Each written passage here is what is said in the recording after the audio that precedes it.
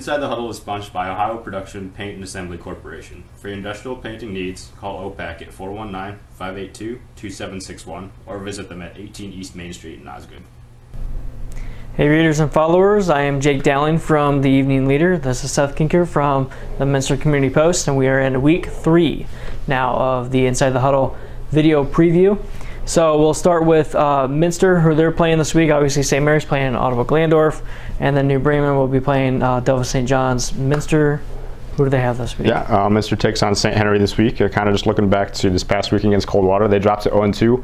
They lost 49-14 to Coldwater. Miles Blasting game for Coldwater had 5 total touchdowns and 300 total yards. The Minster defense did get about 515 yards, and 42 of those points came in the first half. One of the things, the positives from that game, they got better in every kind of statistical category offensively. Quarterback Johnny Nixon went 13 for 25. He had 124 yards, a touchdown, and an interception. Connor Albers ran 16 times for 69 yards and a touchdown. And then receiving-wise, you had Adam Kettner get 5 catches for 56 yards, and Devin Webker grabbed 3 passes for 45 yards and a touchdown. So the big thing, another thing from that game was kind of the snap center exchange, which was a big problem in game 1. I talked to head coach Garner Stokes on the phone the other night, and he said that was markedly improved. There weren't a lot of result plays. I mean, not looking on the scoreboard, like just looking at how their offense executed. There weren't a lot of result plays, which is how they wanted to end up. But he said the execution this week was better than it had been last week. And defensively, I mean, it needs to be better, clearly, but I just talked to him about that, and they're still, I mean, you're replacing, it's 5 total starters back, so, I mean, these struggles are going to come. It's not surprising. You have guys kind of getting used to the speed of varsity. For him, defensively, I talked to him, it was just still about alignment, kind of reading their keys and doing what they do. He said that it made Minster good in the first place, and a lot of it's just kind of just getting better execution-wise. So, looking ahead to this week, we have St. Henry, who is 1-1. They lost to Coldwater in week 1, and they beat Anna in week 2, and it's kind of a mixed bag there. You know, Coldwater strong, obviously. Minster just saw them, and St. Henry didn't score against Coldwater, but then they beat Anna. They put up 44 points. The thing is, Anna is returning state champion, but they do have a lot to replace as well, a team similar to Minster. So I talked to Stokes, and he said obviously the focus is again on them and trying to incrementally improve, but the keys, he said, with St. Henry is just another physical, well-coached team that's kind of going to be looking to get downhill. So it's another the defenses, these keys that they're working on and getting aligned, and these small issues and reading their keys to kind of make better plays on defense is going to again be at the forefront in this matchup. Yeah, it seems like, and Friday talked about this for St. Mary's, their interview on Tuesday, but it seems like at this point we already know what COVID did to everybody's off season. It pretty much blew it up, and there was no off season for a lot of teams. And the first 2 games were trying to get their feet underneath them. Now it's trying to fine tune things as you're turning that corner weeks 3, 4, and 5 to get ready for the postseason. That's kind of what it seems like Stokes was kind of alluding to a little bit there. Yeah. And then who does St. Mary's have this week? Yep. So St. Mary's plays Ottawa-Glandorf. Always a physical team. Always a pretty good matchup between the 2 schools. Kind of going back a little bit from last week, St. Mary's obviously played Wapakoneta. If you're a St. Mary's fan, you know how that turned out. St. Mary's won that game 14-7 in overtime. Pretty much a mirror of what happened last season's game, where Wapak used Evan Keck, who went overtime, and I think he rushed for 5 runs that he had and accumulated all the 20 yards to win that game and win in overtime for Wapak. Same thing for St. Mary's, except Gavin Renicky rushed for 1 time but didn't get any yards there. But he had kind of accounted for all the 20 yards that St. Mary's needed to get that touchdown. And Hinkle ran for 22 carries for 90 yards and a touchdown. Sudmore's kind of getting his feet back together. He had missed 2 to 3 weeks of off-season, being sick, non-COVID related, and so he's kind of getting his feet back under him. Fry thinks by week 4 or week 5 he'll be in good shape, and he could be a workhorse. He's already starting to be a workhorse for St. Mary's. Really, St. Mary's hasn't had that in the last couple of years. They didn't really have that last year because they lost so much. So he might be that workhorse that they are desperately needing a little bit down the road. But anyways, so they won that game at 14-7 against Wapak. Now they transitioned to Ottawa-Glandorf. Ottawa-Glandorf is kind of like St. Mary's in the fact that they're a little inconsistent right now, and that's what St. Mary's is a little bit inconsistent with their first half play and their second half play, and I'll get into that a little bit later. But Ottawa-Glandorf threw up 48 points against Defiance in week 1 and beat them handily. In week 2, they come home and it gets spoiled by an Elida team who hadn't won a game all season long last year. They were 0-10. They lose their first game. They're still looking for their first win for their new coach, and they beat Ottawa Glandorf 14-7. They limited their quarterback Jacob Ballball and limited their running game. They have a new running back this year, a new starting running back. So they really limited their offense. They couldn't really do a whole lot. Obviously, they don't muster up 14 points. I think it was just over 100 yards total offense. So they're looking for a little bit of consistency. St. Mary's is looking a little bit for consistency too. Each of their first 2 games, they've scored 0 points in the first half. But in the second half, they played well. Well, they've only scored 21 points, so they're still looking a little bit of identity there on their offensive side. So both teams kind of in the same spot. They're looking for a little bit of consistency. So we'll see what happens there. A little bit about Ottawa Glandorf. They were 9-4 last year, 7-2 in the Western Buckeye League. That was, I believe, tied for second with St. Mary's. These 2 teams played each other in Week 3 last year up in Ottawa, and Ottawa won 30-27 in that game. And Blevins pretty much had a field day against St. Mary's. He had over 221 yards. He had 2 touchdowns, and the big issue that St. Mary's ran into with Ball and his passing offense was communication breakdowns in the secondary. And they had, for example, 2 plays where receivers were open scot-free. Ball hits them for big plays, and they either score or they set up for a scoring play a few plays later. So that will be their biggest challenge. I'll get into that a little bit later with their with St. Mary's secondary. But last season, Ball was 1,623 yards passing, 118 of 185. Completed a little bit more than 60% of his passes overall. Had 16 touchdowns to only 5 interceptions. His go-to receiver will be Brendan Blevins, who was the first team All-WBL selection last year. 28 receptions, 589 yards, 6 touchdowns, and he had 21 yards per catch. So the kid can make big plays. One in particular last year was when he had a pass out to the flat. Dylan Troglin tried to get him. He got away from Troglin, also got away from Carson Fishbach, and ended up being like a 65-yard catch and run play for Blevins. So for St. Mary's, their biggest X factor would pretty much be consistency, trying to find that consistency. And it seems like St. Mary's has that issue every year around this time of year where Coach always says, we're trying to be consistent, trying to do the little things to get better. And that's understandable in the beginning of the year. It's also understandable for a season like this where you lost your off-season, you lost your 7-on-7s. Fry alluded to that 7-on-7s play a huge part, especially on the defensive end. Obviously St. Mary's doesn't really pass very much, hardly at all. So using the 7-on-7s helps them defensively because it helps players understand that kind of layout, that kind of defense instead of always playing the run. They understand their coverage a little bit better, where to shade, what to look for. They also know how to kind of account for another team's speed. So they lost all that this season. They have 3 7-on-7s they had scheduled. They lost all of those.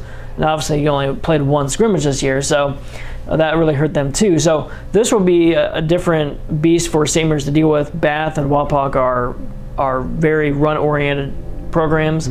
So playing a pass-oriented team, it's going to be quite a challenge for St. Mary's. On the other side of that as well is communication. That was the one thing that Fry really talked about, was the lack of communication really affected them on the defensive end against OG and Ball's offense last year, and that opened up for those big passing plays. So communication will be big.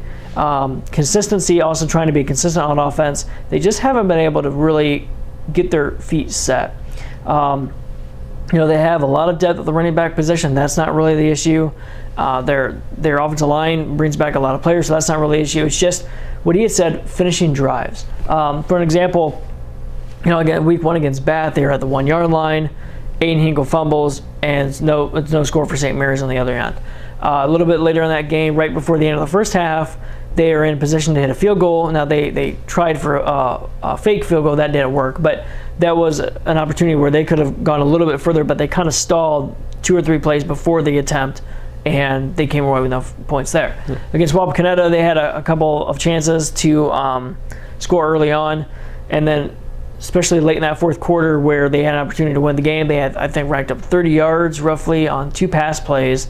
After Wapak had scored a game-tying touchdown, 7-7 late in the fourth. They throw 2 pass plays and they get into almost field goal range. They get into Wapak's territory, but the next 4 or 5 plays, they manage 7 yards. and they attempted, I think it was like a 55-yard field goal, and that was just, it was a bad snap, and it didn't go anywhere. But there was just a lack of finish there that Fry is looking for his team to do a better job of trying to finish drives, either get a field goal or get a touchdown of it, and that's one thing they're kind of lacking right now. But it's things that can be fixed, which is a good thing going into week 3. The other thing too is turnovers. St. Mary's prides themselves on turnovers. Last season, I think it was week 3, week 4. Probably I think it was week 4 before they actually, or week 3 before they actually got a turnover on an opponent. But it was until week 6 or 7 where they're actually on the plus side of that turnover margin. So they really pride themselves on turnovers, and it's kind of the same issue this year. They fumbled the ball 6 times in their 2 games and have lost 2 of those fumbles, and those were very costly fumbles because they were in position to score a touchdown, or at least score on those drives. So they're looking to change that around to where they secure the ball a little bit better and force more turnovers. I believe they've only forced 2, maybe 3. They had 1 against Bath. I think they might have had 1 or 2 against Walpock. I don't know on the top of my head, but they're looking to force more turnovers because when they do that, they can flip it around and get some points. That's what happened against Bath. Tanner Howell had an interception there early in the 3rd quarter, and then that ended up getting a Gavin Renicky touchdown, their first score of the season in that week 1 matchup. So against Ball, they only had 1 interception last year, but it's a team that they can really get some consistency under and get control of the turnover margin, because week 4, not looking too far ahead, but week 4 they play Van Wert. Van Wert is also undefeated in the league so far this year, 2-0. So that's something that St. Mary's is going to be looking to do. Going back to what we were talking about with, at this point you've already played your 2 games trying to get your feet under you. Now you're trying to do the little things to build up for weeks 3, 4, 5 to go to the playoffs. That's what St. Mary's is looking to do. Yeah. Then kind of the last matchup we're going to be talking about today, New Bremen is traveling on the road to Delphos. New Bremen, we'll kind of talk about their loss on Friday against Marion Local. They're now 1-1. It was a 21-13 game, and I talking to head coach Chris Schmidt after that game. If you saw the article in the community post as well, he said they were disappointed not because they lost, but because it was a game that they felt they competed well enough in to win. I mean, they held them Marion Local scoreless in the first half, including 2 or 4 plays at the end of the first half from inside the 4-yard line, 2 runs to prevent Marion Local from getting on the board in the first half. Their touchdown came on a 4th down conversion. Mitchell Hayes rolled out and found Trevor Bergen for a 27-yard touchdown. I mean, the defense, they played great. They limited Marion Local early, and kind of Marion Local's had slow starts to their season so far in their first 2 games, and the defense was kind of setting the tone early. Execution on offense, though, Chris Schmidt kind of said it last week previewing the game that they needed to score when they had the opportunities, and Marion Local had multiple fumbles, including a couple muff punts, and they just weren't able to score on some of those. Another thing that Marion Local took away, I mean, Marion Local does hang their hat on their defense, and New Bremen hangs their hat on their run game. They have kind of a 3-headed beast there with Mitchell Hayes able to kind of run in passes the quarterback, and then Wyatt Dickey and Zach Berkey. They held it to just 27 yards on the ground. But talking to Coach Chris Schmidt after the game, kind of positives is they looked at the film obviously after that game, and they said they were right there. Just a couple things execution-wise and things that, like you kind of alluded to earlier, that they're fixing to try to get to the next level. The things you saw on film were easily fixable. There weren't any huge steps back, so it's stuff they can build on. And kind of looking ahead to Delphos this week, who's also 1-1. They beat they lost to Parkway, or they beat Parkway, I'm sorry, and then lost to Versailles in week 2 most recently. The difference between kind of Delphos and other teams that they faced so far is they're more of a true spread team. So the examples he gave me with kind of facing Minster, another MAC team, and then kind of what they run as well, they have more tight ends in their sets. Delphos doesn't do that. They have more 2x2 or 3x1 formations. So he said rushing the quarterback is they're gonna be trying to obviously pressure that quarterback and kind of try to make him make those decisions faster. But at the same time, lane discipline is going to be essential. If they get too far upfield, that just allows the quarterback to step up, scramble, and rush for some easy yards. So in addition to that, I mean, last week they gave up. The 3rd quarter was kind of the momentum changer for Marion Local in that win. They had two big pass touchdowns, but just big passes to set that up. So Chris Schmidt said, looking at the film, they know their secondary is going to have to, or they know Delphos is going to see that as well and want to take advantage of that. So the secondary is going to have to clean some things up and play a little bit better there to make sure Delphos can't do what they want to do in the spread and pass that. And the last thing was kind of with those 27 rush yards. I mean, he knew that running against Marion Local was going to be tough, but he knows that kind of trying to get back into that groove of thing. The run game is so important for what they want to do as far as setting the tone for play actions or just setting the tone for physically up front offensively. That's what they want to do. So he said this week the focus against Delphos is kind of just getting back to what they do, which is running the ball effectively. Yeah, and it's just amazing that you had said earlier that Schmidt felt like he had a chance to win that game against Marion Local. When was the last time New Bremen has felt like they could win a game against a Marion Local team? He talked about it. He was like, I mean, it's, you're never happy after a loss, but he said at the same time, like, you can sit back and say, wow, like, we were at Marion Local, and then we came away from the game feeling like we should have won, which is, he said, I think that's a step or a sign of where, like, the program is and how far it's come so far. Yeah, absolutely. Yeah. It's very exciting to see them play so well, because I remember when I first came here 5 years ago, and they were winless for a couple years. So to kind of see them, it's good to see them in that next level. Yeah, absolutely. All right, so that is our recap for Inside the Huddle Week 3. You can find more and actually more in-depth information in the printed edition of the Evening Leaders. Inside the Huddle on Thursday's preview. We have a lot of good information there, a lot of little things to watch out for, so there'll be even more than what we talked about for today. So be sure to check that out in Thursday's paper. Also, the Community Post has their coverage as well, and our coverage from Friday night's game. So take care. Be sure to go on the eveningleader.com and the MinsterCommunityPost.com for all of your local news and highlights. Take care. We'll see you next week.